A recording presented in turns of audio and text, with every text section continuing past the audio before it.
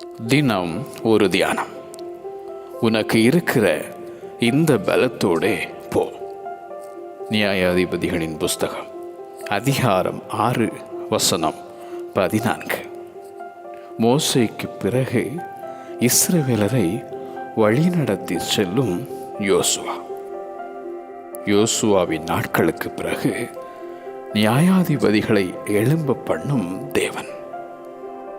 தம்மை விட்டு தூரம் போய் சத்துருக்களினால் ஒடுக்கப்படும்போது நியாயாதிபதிகளை கொண்டு ரட்சிக்கும் கர்த்தர்.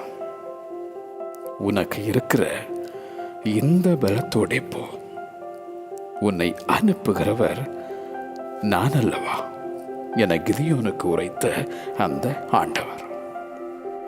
கிதியோன் மேல் இறங்கின கர்த்தருடைய ஆவி. அவன் மேல் அவருடைய பலத்த கரம். 300 பேரை மாத்திரம் கொண்டு மீதியானியரை மேற்கொண்ட பலம். பலத்தினாலும் அல்ல, பராக்கிரமத்தினாலும் அல்ல, அவருடைய ஆவியினாலே ஆகும். பலமுள்ளவனுக்கும் பலனற்றவனுக்கும் உதவி செய்வது அவருக்கு லேசான காரியம். உனக்கு இருக்கிற இந்த பலத்தோடே போ. உனக்கு இருக்கிற இந்த பலத்தோடே போ. ஆமென்.